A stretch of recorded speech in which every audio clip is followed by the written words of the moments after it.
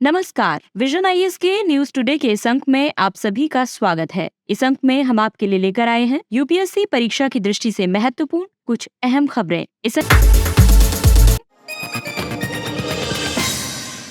आइए सबसे पहले बात करते हैं इस अंक की हेडलाइंस के बारे में। नवीन और नवीकरणीय ऊर्जा मंत्रालय ने तमिलनाडु में अपतटीय पवन ऊर्जा परियोजनाओं के लिए पहचाने गए स्थलों के सर्वेक्षण के लिए बोलियां आमंत्रित की। महर्षि दयानंद सरस्वती की 200वीं जयंती मनाने के लिए प्रधानमंत्री की अध्यक्षता में एक उच्च स्तरीय समिति का गठन किया गया। भारत ने इंडिया स्टेक्स साझा करने के लिए त्रिनिदाद और टोबैको के साथ समझौता ज्ञापन पर हस्ताक्षर किए। संचार मंत्रालय ने भारतीय टेलीग्राफ राइट ऑफ वे संशोधन नियम 2023 जारी किए हैं। रसायन और उर्वरक मंत्रालय ने फार्मा मेडटेक क्षेत्र में अनुसंधान एवं नवाचार को प्रोत्साहन देने के लिए योजना प्रिप को अधिसूचित किया है। राजस्थान सरकार छात्रों के बीच आत्महत्या के मामलों को रोकने के लिए एक सलाहकार समिति का गठन करेगी। और आइए अब खबरों पर विस्तार से चर्चा करते हैं। नवीन और नवीकरणीय ऊर्जा मंत्रालय ने तमिलनाडु में अपतटीय पवन ऊर्जा परियोजनाओं के लिए पहचाने गए स्थलों के सर्वेक्षण के लिए बोलियां आमंत्रित की हैं। सरकार पहचाने गए स्थलों के लिए 2 मॉडल्स के जरिए बोलियां आमंत्रित करेगी। पहले मॉडल के तहत सरकार कंपनियों को व्यवहार्यता अंतराल वित्त पोषण प्रदान करेगी। दूसरे मॉडल के तहत सरकार कंपनियों को पहचाने गए स्थलों को पट्टे पर देगी। हालांकि इसके तहत कंपनियों को कोई केंद्रीय वित्तीय सहायता प्रदान नहीं की जाएगी। सरकार ने अभी दूसरे मॉडल्स के लिए बोलियां आमंत्रित की हैं। भारत के पास लगभग 7600 किलोमीटर लंबी समुद्र तटरेखा मौजूद है। इसका उपयोग अपतटीय पवन ऊर्जा के उत्पादन के लिए किया जा सकता है। देश में अपतटीय पवन ऊर्जा के विकास के लिए MNRE नोडल मंत्रालय है और राष्ट्रीय पवन ऊर्जा संस्थान नोडल एजेंसी के रूप में कार्य करेंगे। Ministry of new and renewable energy ने 2030 तक 30 गीगावाट अपतटीय पवन ऊर्जा क्षमता स्थापित करने का लक्ष्य रखा है। अपतटीय पवन ऊर्जा का लाभ ये है कि पवन ऊर्जा परियोजनाओं के लिए भूमि की आवश्यकता संबंधी कोई बाधा नहीं होती है। ऊर्जा उत्पादन के लिए बिना किसी बाधा के पवन उपलब्ध होती है। अपतटीय पवन ऊर्जा टरबाइन आकार में बहुत बड़े होते हैं, जिससे अधिक ऊर्जा का उत्पादन होता है। इसे लंबे समय तक संचालित रखा जा सकता है। हालांकि पवन ऊर्जा से संबंधित कई चुनौतियां भी हैं, जैसे कि समुद्री पर्यावरण में मजबूत अवसंरचना और आधार निर्माण की वजह से अपतटीय टरबाइन की प्रति मेगावाट विद्युत उत्पादन लागत अधिक हो जाती है। इसके अलावा ग्रिड इंटरकनेक्शन और संचालन में समस्याएं आती हैं। साथ ही सामाजिक पर्यावरणीय बाधाएं भी मौजूद हैं और इसीलिए पवन ऊर्जा को बढ़ावा देने के लिए सरकार की तरफ से कई पहलें की गई हैं, जैसे कि राष्ट्रीय अपतटीय पवन ऊर्जा नीति की घोषणा की गई है। आपको बता दें कि विद्युत मंत्रालय ने अपतटीय पवन ऊर्जा स्रोतों से उत्पन्न बिजली की आपूर्ति पर अंतर्राज्यीय पारेषण प्रणाली यानी ISTS शुल्क में छूट की घोषणा की है। यूरोपीय संघ ने 2013 से 18 की अवधि के लिए facilitating offshore wind energy in India यानी फोविंड परियोजना के लिए सहयोग किया था। और आइए बात करते हैं अगली खबर की। अगली खबर जुड़ी हुई है हमारे मूल कर्तव्यों से। मूल कर्तव्यों में दूसरा मूल कर्तव्य है, वो ये कहता है कि स्वतंत्रता के लिए हमारे राष्ट्रीय आंदोलन को प्रेरित करने वाले उच्च आदर्शों को हृदय में संजोए रखें और उनका पालन करें। और कहीं न कहीं इसी कर्तव्य के पालन के लिए महर्षि दयानंद सरस्वती की 200वीं जयंती मनाने के लिए प्रधानमंत्री की अध्यक्षता में एक उच्च स्तरीय समिति का गठन किया गया है। महर्षि दयानंद सरस्वती 1824 में जन्मे थे। इनका जन्म गुजरात के टंकारा में एक ब्राह्मण परिवार में हुआ था। उनके बचपन का नाम मूलशंकर था। अमेरिकी अध्यात्मवादी एंड्रयू जैक्सन डेविस ने उन्हें ईश्वर के पुत्र की संज्ञा दी थी। महर्षि दयानंद सरस्वती के योगदानों की अगर हम बात करें तो उनका योगदान कई क्षेत्रों में रहा। सबसे पहले बात करते हैं सामाजिक धार्मिक सुधार के क्षेत्र में। इसके तहत उन्होंने मानव निर्मित कर्मकांड और मूर्ति पूजा का विरोध किया। उन्होंने वेदों की ओर लौटो का आह्वान किया। उन्होंने 1875 में आर्य समाज की स्थापना की। दयानंद सरस्वती ने हिंदू धर्म में वापस आने की इच्छा रखने वाले धर्मांतरित लोगों के शुद्धिकरण के लिए शुद्धि आंदोलन शुरू किया था। इसके अलावा शिक्षा संबंधी सुधार भी उन्होंने किए। इसके लिए उन्होंने वैदिक ज्ञान सिखाने के लिए गुरुकुलों की स्थापना की। उनके शिष्यों ने दयानंद एंग्लो वैदिक यानी DAV college trust and management society की स्थापना की। पहला DAV हाई स्कूल 1886 में लाहौर में स्थापित किया गया और इसके प्रधानाध्यापक लाला हंसराज थे। इसके अलावा स्वतंत्रता आंदोलन में भी इनकी महती की भूमिका थी। उन्होंने 1876 में भारत भारतीयों के लिए का नारा दिया और इस तरह से दयानंद सरस्वती को भारत में स्वराज का आह्वान करने वाला प्रथम व्यक्ति माना जाता है। उनकी शिक्षा ने लाला लाजपत राय, महादेव गोविंद रानाडे, राम प्रसाद बिस्मिल जैसी हस्तियों को प्रभावित किया था। दयानंद सरस्वती की प्रमुख कृतियां थी सत्यार्थ प्रकाश, संस्कार विधि, यजुर्वेद भाष्यम आदि। जिस समाज का इन्होंने गठन किया था उसे आर्य समाज के नाम से जाना गया। आर्य समाज की पहली इकाई मुंबई में स्थापित की गई थी। इसका मुख्यालय लाहौर में स्थापित किया गया था। इस समाज ने वेदों को अचूक प्रमाण के तौर पर स्वीकार किया। एकेश्वरवाद इसका मूल सिद्धांत था। इस समाज ने जाति व्यवस्था और महिलाओं की पराधीनता को खत्म करने की दिशा में काम किया। आर्य समाज ने विधवा पुनर्विवाह को प्रोत्साहित किया। और आइए अब बात करते हैं भारत के पड़ोसी देशों के साथ संबंधों और समझौतों के बारे में, यानी कि कह सकते हैं कि द्विपक्षीय करारों और बहुपक्षीय समझौतों के बारे में। भारत ने इंडिया स्टेक साझा करने के लिए त्रिनिदाद और टोबैगो के साथ समझौता ज्ञापन पर हस्ताक्षर किए हैं। इस MOU का उद्देश्य परस्पर डिजिटल प्रगति के लिए अनुकूलित इंडिया स्टेक समाधानों को अपनाने में मदद करना है। इन समाधानों में डिजिटल पहचान, डेटा और डिजिटल भुगतान सेवाएं शामिल हैं। इससे पहले भी भारत ने इंडिया स्टेक साझा करने के लिए Papua New Guinea, Armenia, Sierra Leone, Suriname सहित कई अन्य देशों के साथ भी MOU पर हस्ताक्षर किए हैं। इंडिया स्टैग ओपन API यानी एप्लीकेशन प्रोग्राम इंटरफेस और डिजिटल पब्लिक गुड्स का संग्रह है। इसका उद्देश्य बड़ी आबादी के लिए पहचान, डेटा और डिजिटल भुगतान से संबंधित आर्थिक संभावनाओं या लाभों को बाहर लाना है। एप्लीकेशन प्रोग्राम इंटरफेस यानी API परिभाषित नियमों का एक सेट है जो अलग अलग एप्लीकेशंस को एक दूसरे से संचार करने में सक्षम बनाता है। इंडिया स्टेक के अलग अलग घटकों का स्वामित्व और रखरखाव का उत्तरदायित्व अलग अलग एजेंसियों के पास है। उदाहरण के लिए आधार से संबंधित उत्पादों का स्वामित्व और प्रबंधन भारतीय विशिष्ट पहचान प्राधिकरण UIDAI के पास है। डिजी लॉकर इलेक्ट्रॉनिक्स और सूचना प्रौद्योगिकी मंत्रालय के अधीन है। यूनिफाइड पेमेंट इंटरफेस यानी UPI का नियंत्रण भारतीय राष्ट्रीय भुगतान निगम के पास है। इसके अलावा अकाउंट एग्रीगेटर फ्रेमवर्क का विनियमन भारतीय रिजर्व बैंक के पास है। इंडिया स्टेक का महत्व इसलिए है क्योंकि ये सरकारों, व्यवसायों, स्टार्टअप्स आदि को उपस्थिति रहित, कागज रहित और नकदी रहित सेवा वितरण की ओर बढ़ने में समर्थ बनाता है। ये डिजिटल अर्थव्यवस्था के सभी रूपों में सहक्रिया स्थापित करने में मदद करता है। साथ ही ये सभी नागरिकों की डिजिटल सेवाओं तक पहुंच का विस्तार करता है। ये डेटा तक समान पहुंच प्रदान करके विशेष रूप से आर्टिफिशियल इंटेलिजेंस और मशीन लर्निंग जैसी उभरती तकनीकों में नवाचार और उद्यमशीलता को बढ़ावा देता है। इंडिया स्टैक की परतों की अगर हम बात करें तो इसमें एक पहचान आधारित परत है जिसमें कि आधार, eKYC, ई-साइन आता है। इसके तहत प्रत्येक निवासी को एक विशिष्ट ID दी जाती है और उन्हें ये साबित करने में सक्षम बनाया जाता है कि मैं वही हूँ जो मैं होने का दावा करता हूँ। वहीं दूसरी परत है भुगतान आधारित परत। इसके तहत यूनिफाइड पेमेंट इंटरफेस, आधार पेमेंट ब्रिज और आधार सक्षम भुगतान सेवा है। ये किसी भी व्यक्ति को किसी अन्य को भुगतान करने की सुविधा देता है। ये इंटरऑपरेबल, तेज और वहनीय है। ये सिर्फ स्मार्टफोन तक सीमित नहीं है। और तीसरी परत है डेटा सशक्तिकरण की परत। ये डेटा को सुरक्षित तरीके से साझा करने में मदद करता है। इसमें कंसेंट आर्टिफैक्ट, डिजी लॉकर और अकाउंट एग्रीगेटर शामिल हैं।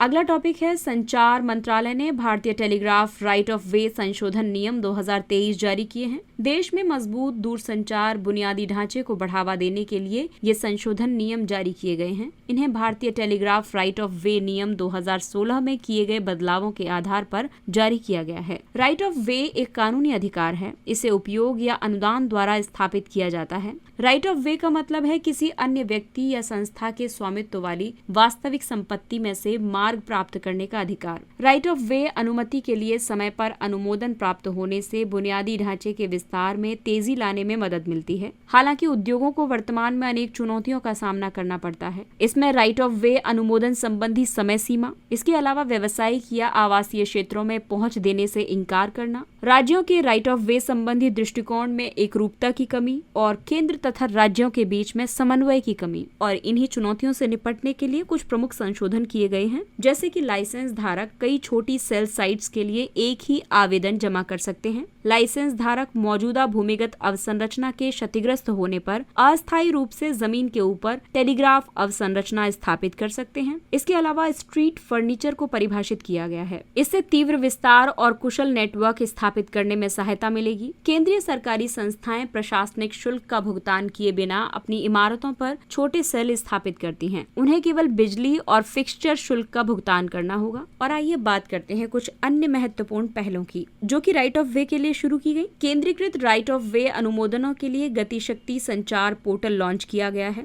भारतीय टेलीग्राफ राइट ऑफ वे नियम 2016 जारी किए गए हैं और कई राज्यों द्वारा उन्हें अपनाया भी गया है।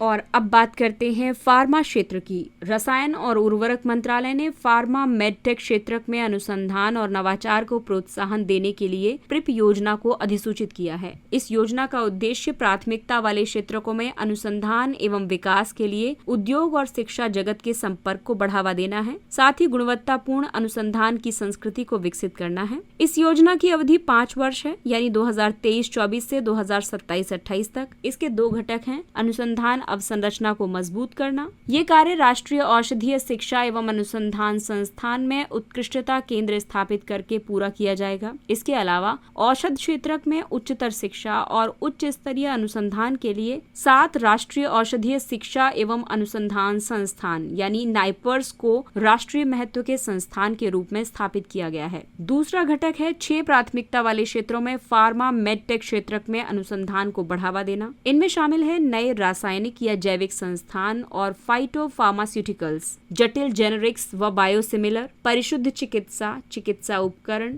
ऑर्फन ड्रग, रोगाणुरोधी प्रतिरोध के लिए दवा का विकास। इस योजना के लिए भारत में पंजीकृत कोई भी कंपनी पात्र है। परियोजना का मूल्यांकन और अनुमोदन फार्मास्यूटिकल सचिव की अध्यक्षता में गठित एक समिति करेगी। निगरानी और मूल्यांकन के लिए नीति आयोग के सीईओ की अध्यक्षता में एक अधिकार प्राप्त समिति इसका मूल्यांकन और निगरानी करेगी। वहीं इसका कार्यान्वयन एक परियोजना प्रबंधन एजेंसी के माध्यम से किया जाएगा। फार्मा इंडस्ट्री में अनुसंधान को बढ़ावा देने की जरूरत क्यों है? भारतीय उद्योगों की वैश्विक फार्मा उद्योग में 3.4% तथा वैश्विक चिकित्सा उपकरणों में लगभग 1.5% बाजार हिस्सेदारी है। जेनेरिक दवाओं के क्षेत्र में वैश्विक नेतृत्वकर्ता होने के बावजूद भारत पेटेंट प्राप्त दवाओं के लिए काफी हद तक आयात पर निर्भर है और इसके अलावा नई दवाओं की खोज से वैश्विक स्तर पर बीमारियों में कमी होगी। इसलिए कहीं न कहीं फार्मा इंडस्ट्री में अनुसंधान को बढ़ावा देने की जरूरत है। और अगली जो खबर है जिसकी हम आपसे चर्चा करने जा रहे हैं वो महज एक खबर नहीं है, बल्कि ये आज के जीवन का बहुत ही कड़वा सत्य भी है। क्योंकि जिस तरीके से आजकल एग्जाम्स का प्रेशर बढ़ रहा है, प्रतियोगी परीक्षाएं हो रही हैं और उसमें सिलेक्शन ना होना और बच्चों का डिप्रेशन में चले जाना, ये एक बहुत ही गंभीर चिंता का विषय हो गया है। इसी को लेकर के राजस्थान सरकार छात्रों के बीच आत्महत्या के मामलों को रोकने के लिए एक सलाहकार समिति का गठन करेगी। आपको पता ही होगा जिस तरीके से कोटा एक कोचिंग हब बन चुका है, ऐसे ही दिल्ली, मुंबई, गुजरात, मतलब हर जगह कोचिंग के कुछ हब्स बन चुके हैं। राजस्थान सरकार ने ये जो निर्णय लिया है उसमें कोटा जिले में प्रतियोगी परीक्षाओं की तैयारी कर रहे छात्रों द्वारा की जा रही आत्महत्याओं के बढ़ते मामलों को देखते हुए लिया है। राष्ट्रीय अपराध रिकॉर्ड ब्यूरो यानी NCRB के डेटा के मुताबिक पिछले 5 वर्षों में छात्रों द्वारा आत्महत्या करने से होने वाली मौतों की संख्या लगातार बढ़ रही है। ये संख्या 2021 में 4.5% बढ़कर 13,000 से ज्यादा हो गई है। मतलब आप अनुमान लगा सकते हैं कि स्टूडेंट्स के ऊपर कितना दबाव है और कितने वो दुखी हैं। लेकिन फिर भी ये बात मतलब कहीं से भी उचित नहीं है कि आप अपने जीवन को खत्म कर लें। एक एग्जाम है, आपका जीवन नहीं है। जीवन में बहुत सारे मौके आएंगे और ईश्वर ने आपको कुछ ना कुछ तो एक ऐसी विशेषता जरूर दी होगी जिसकी वजह से आपका जीवन फ्लॉरिश कर सकता है, जिसकी वजह से आप जीवन में और नई ऊंचाइयां, दूसरी ऊंचाइयां प्राप्त कर सकते हैं। तो किसी भी हालत में जितने भी मेरे स्टूडेंट्स या जितने भी लोग इसको सुन रहे हैं उनसे मेरी बहुत गुजारिश है कि कभी भी अगर ये ख्याल आए कि डिप्रेशन में जा रहे हैं या फिर ये अंतिम है, तो इस सिचुएशन में मुझे कुछ लाइनें याद आती हैं जो अमिताभ बच्चन जी के पिताजी हरिवंश राय बच्चन जी कहा करते थे कि मन का हो तो अच्छा है और ना हो तो और भी अच्छा है। क्योंकि अगर वो तुम्हारे मन का नहीं हो रहा है तो वो ईश्वर के मन का हो रहा है, जिसने तुम्हारे लिए कुछ न कुछ निर्धारित जरूर किया है। तो इन एनी सिचुएशन आत्महत्या सोल्यूशन नहीं है। सोल्यूशन है जिंदगी का डट करके मुकाबला करना। तो मेरे जितने भी स्टूडेंट्स हैं या लिसनर्स हैं जो इसे सुन रहे हैं इस वक्त, वो हमेशा ये याद रखें कि मुश्किलें आपको जीवन में मजबूत बनाने के लिए आती हैं, तो कमजोरों की तरह नहीं, मजबूत बन करके उनका सामना करें।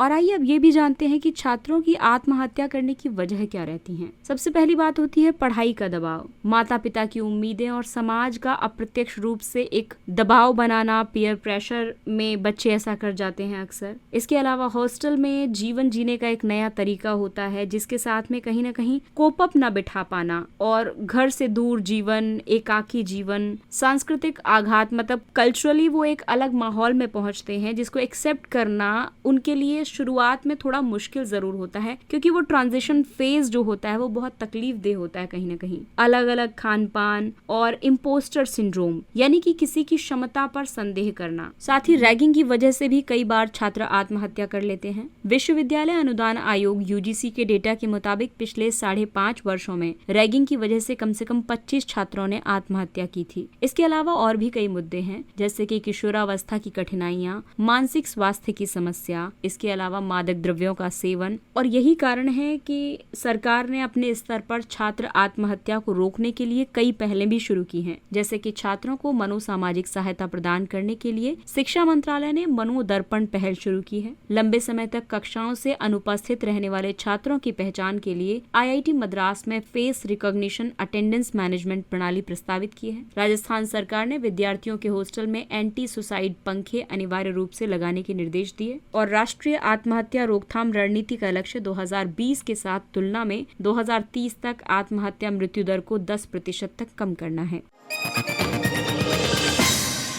और आइए अब बात करते हैं कुछ अन्य महत्वपूर्ण सुर्खियों की। The spirit of camp David. संयुक्त राज्य अमेरिका, जापान और दक्षिण कोरिया के नेताओं ने the spirit of camp David शीर्षक से एक संयुक्त वक्तव्य जारी किया। शिखर सम्मेलन का आयोजन चीन की बढ़ती शक्ति और उत्तर कोरिया से परमाणु खतरों के सामने एकता प्रदर्शित करने के लिए किया गया था। संयुक्त वक्तव्य में ये कहा गया कि संकट के समय एक दूसरे से तुरंत परामर्श करना होगा, वार्षिक बहुक्षेत्रीय त्रिपक्षीय अभ्यास आयोजित करने होंगे, लोचशील और समावेशी आपूर्ति श्रृंखला संवर्धन यानी राइज के लिए साझेदारी बनानी है और प्रतिवर्ष त्रिपक्षीय शिखर सम्मेलन आयोजित करना होगा।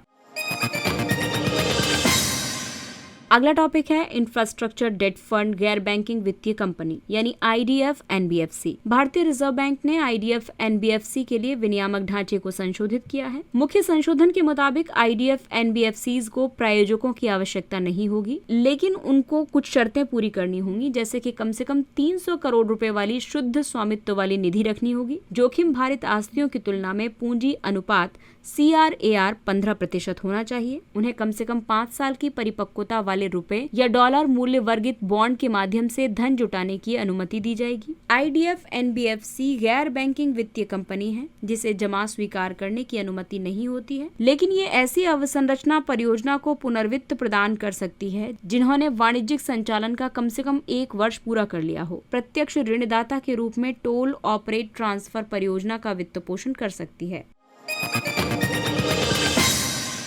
अगला टॉपिक है debt for nature swaps. Gabon ने समुद्री संरक्षण के लिए डेट फॉर नेचर स्वैप समझौते के तहत $500 मिलियन की घोषणा की है। डेट फॉर नेचर स्वैप समझौते के तहत विदेशी लेनदार किसी विशिष्ट पर्यावरणीय परियोजना में निवेश करने की देनदार की प्रतिबद्धता के बदले में उसके विदेशी ऋण का एक हिस्सा माफ कर देता है या फिर ऋण राहत प्रदान करता है। ये द्विपक्षीय या बहुपक्षीय हो सकता है। डेट फॉर नेचर स्वैप का महत्व इसलिए भी है क्योंकि सरकारी नीतियों में पर्यावरण के मुद्दे को केंद्र में रखना, जलवायु परिवर्तन के प्रति बेहतर अनुकूलन और उसके प्रभावों का शमन सुनिश्चित करने के लिए और सरकार के लिए राजकोषीय संसाधनों को मुक्त करना है।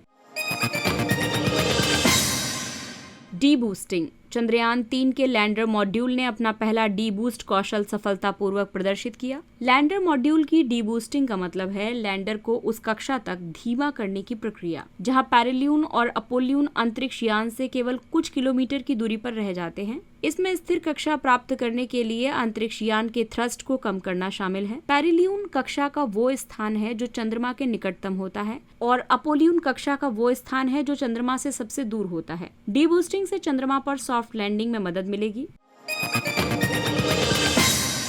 अगला टॉपिक है Agnibaan sub orbital technological demonstrator. Agnikul Cosmos एक भारतीय अंतरिक्ष तकनीकी स्टार्टअप है। इसने अपने अग्निबाण SORTED नामक एक लॉन्च व्हीकल की उपकक्षीय परीक्षण उड़ान की घोषणा की है। अग्निबाण सॉर्टेड की बात करें तो ये एग्निलेंट इंजन द्वारा संचालित एक सिंगल स्टेज आधारित लॉन्च व्हीकल है। ये इंजन पूरी तरह से 3D प्रिंटेड, सिंगल पीस और सेमी क्रायोजेनिक है। अग्निबाण 100 किलोग्राम तक के पेलोड को 700 किलोमीटर तक निम्न भूकक्षा में ले जा सकता है। अग्निबाण सॉर्टेड पारंपरिक साउंडिंग रॉकेट के विपरीत लंबवत रूप से उड़ान भरेगा और एक पूर्व निर्धारित प्रक्षेप पथ यानी ट्रेजेक्ट्री का अनुसरण करेगा। आपको बता दें कि पारंपरिक साउंडिंग रॉकेट गाइड रेल से लॉन्च होता है।